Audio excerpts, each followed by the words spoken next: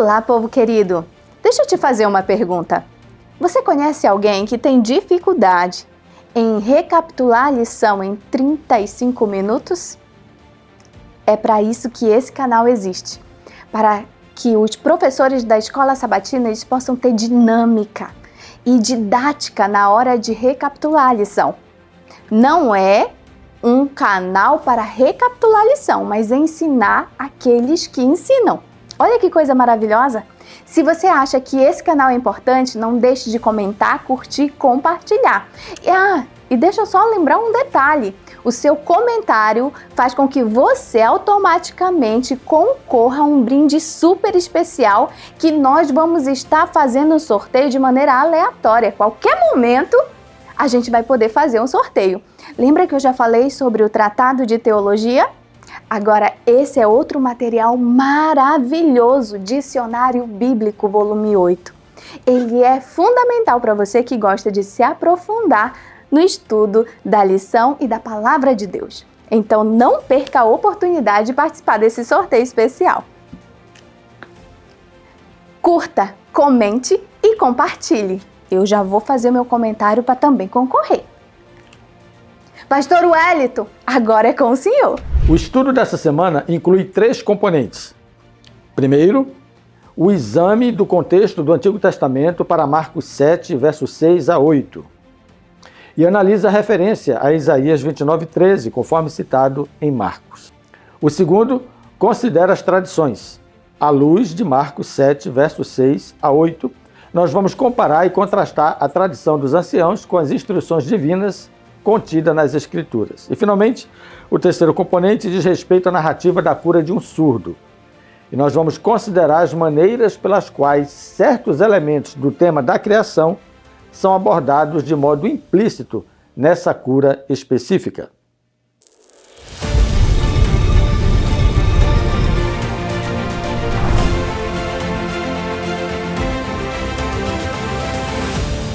Ok, Rose, obrigado mais uma vez. A sua alegria é contagiante, a sua promoção tem inflamado aqui, deixado muitas pessoas no nosso canal aqui desejosas de ganhar um brinde. Eu sei que você está concorrendo porque você assiste o canal e participa. E se for sorteada, claro, eu vou tomar o presente de você e vou dar para outra pessoa, tá bom? Olha, vamos nós então à lição 6. A lição 6 trata de um tema interessante. Eu queria que você observasse, enquanto eu folheio aqui, pronto, de dentro para fora. Observe só a sutileza do texto, preste atenção. Não existe nada fora da pessoa que, entrando nela, possa contaminá-la. Mas o que sai da pessoa é o que contamina. Eita, que esse texto aqui é pano para manga, mas somente quem não entendeu o contexto.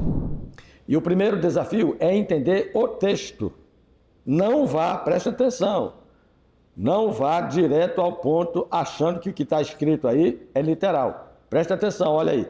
Não existe nada fora da pessoa que, entrando nela, possa contaminá-la. Veja, o texto ele é absoluto. Não existe nada. Ele não falou, não existe algumas coisas. Ele disse, não existe nada. Então, cuidado para você não tomar gasolina, para não tomar que boa, para não tomar alguma outra coisa que você acha que não pode contaminá-la, só porque o texto está dizendo isso. Cuidado. Então, preste atenção na dica.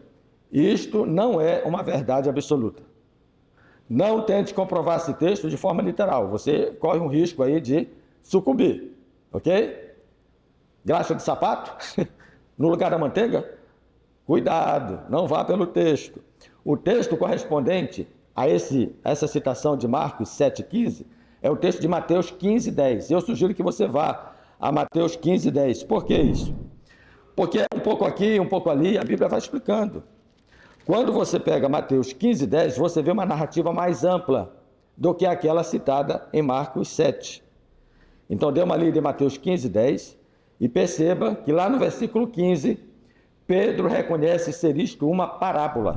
Então, se é uma parábola, nós precisamos entender que não é aplicável literalmente.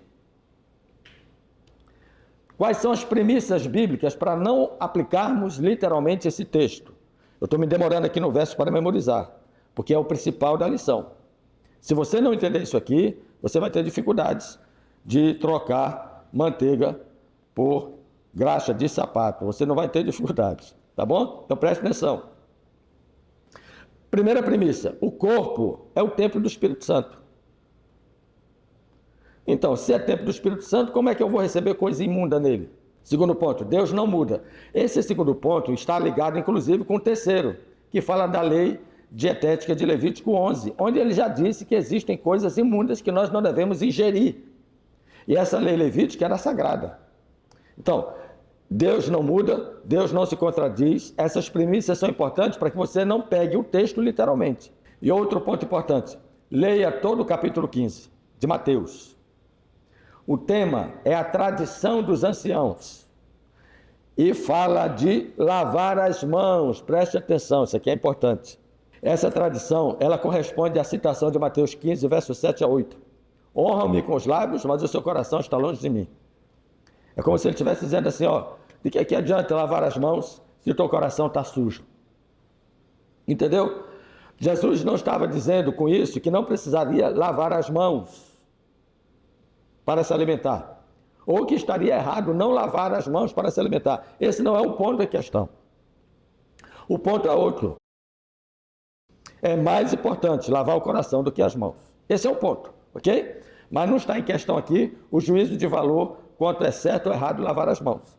O raciocínio é nesse sentido, porque nós temos premissas bíblicas que nos asseveram que existe sim alimento imundo e que Deus não muda e, portanto, nós devemos entender esse texto a partir do contexto do ensino da Bíblia. Outra dica sobre o verso para memorizar: a explicação da parábola e o perigo da literalidade do texto. Já falei disso, do perigo de você pegar o texto de forma literal. Mas olha só, a explicação da parábola. Tudo que entra pela boca. Isso aqui é a explicação que está em Mateus 15, por isso é importante você ler. Tudo que entra pela boca desce para o estômago e sai. Essa é a ideia absoluta sobre a lei digestiva. É assim que funciona. Escute, preste atenção no texto. Não falou algumas coisas, falou tudo. Então, se falou tudo, seja coisa boa, seja coisa ruim que entre na minha boca, o destino final é o mesmo. Então, aqui nesse contexto, não importa o que entra. Importa por onde sai. Essa é a lei digestiva. Agora, depois o texto diz assim, o que sai da boca vem do coração. Aqui já é a condição absoluta que revela o que está no interior. Entenderam? Então, dele, falando do coração, dele procede vida, diz o sábio Salomão, e dele procede o engano, diz Jeremias, o profeta. Então, você precisa entender que se você pegar de forma literal o texto, ele não vai bater, não vai dar alinhamento com a proposta bíblica.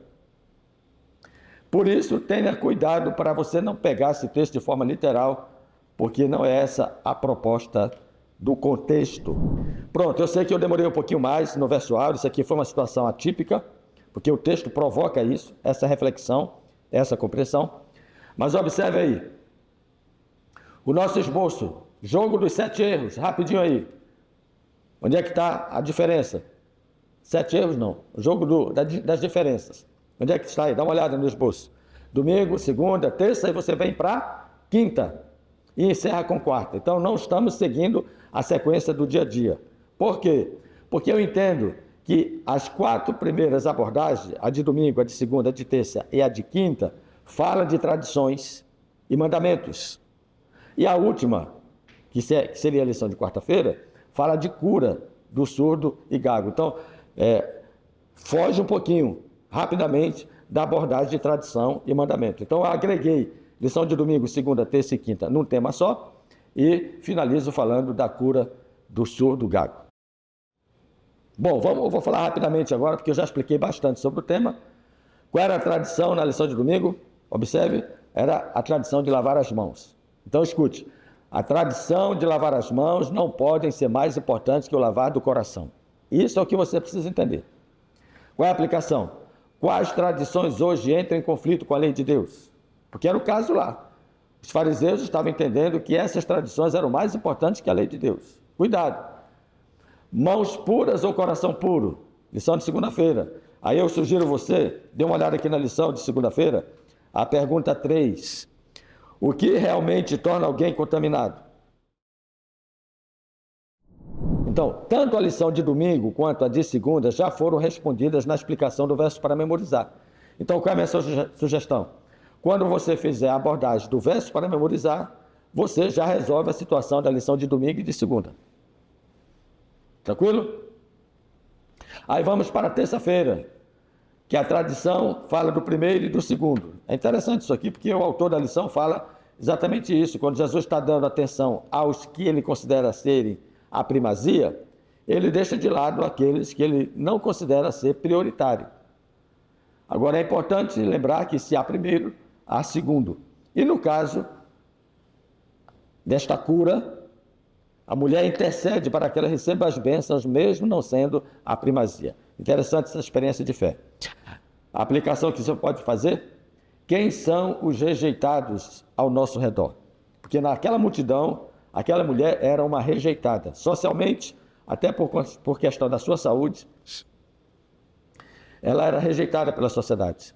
Contudo, ela não foi rejeitada por Jesus. Então, quem são os rejeitados ao nosso redor, a quem nós podemos apresentar Jesus? O fermento dos fariseus. O ponto crucial aqui é o ensino dos homens. Isso aqui é uma tradição. Cuidado para você não viver um estilo de religião que viva sob tradição. Ah, eu sempre fiz assim porque meu pai me ensinou, minha avó me ensinou, na minha família sempre foi assim. Ah, quando eu nasci nessa igreja eu vou morrer. Cuidado com essa abordagem que valoriza a tradição em detrimento do ensino bíblico. Então, a opinião, ela se confunde muito com a tradição, ou a tradição se confunde muito com a opinião. Mas o ensino bíblico, ele é imparcial e nós precisamos entender que, no caso dos fariseus, os ensinos deles eram uma espécie de tradição. Aplicação: você tem evidências da atuação de Deus na sua vida?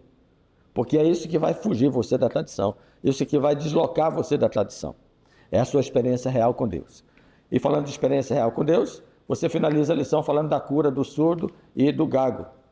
E você pode fazer a aplicação. Olha, você que ouve e fala, o que tem feito com os seus dons? Ok? Muito bem, explore Jesus e as tradições de Marcos. Olha, isso aqui é uma joia preciosa para você nessa semana, tá?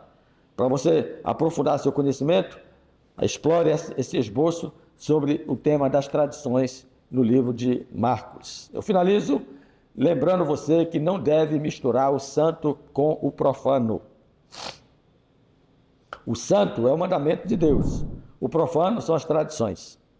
Aliás, Jesus, falando a respeito disso, ele disse: não me tragam mais ofertas vãs, o incenso é para mim a abominação, e também as festas de lua nova, os sábados e as convocações das assembleias. Não posso suportar a iniquidade associada à reunião solene. Dê uma olhada aqui rapidinho no texto. Isso aqui era outra lição, viu? Mas eu vou tentar ir direto ao ponto. Cuidado para você não usar esse texto dizendo que o sábado foi abolido. Ele está falando que não adianta guardar o sábado se você não abrir mão das suas tradições. É diferente, ok? Então faça uma oferta agradável ao Senhor. Viva segundo a sua palavra. Na próxima semana, ele vai nos ensinar um pouco mais sobre isso. São 2 temas. A lição número 7 e a lição número 8 vão tratar de discipulado. Na próxima semana, a parte 1 desse estudo. Eu aguardo você, mas não esqueça, compartilhe, curta e comente esse canal e contribua para que outras pessoas possam ser abençoadas também com o conhecimento da verdade. Um abraço e até lá.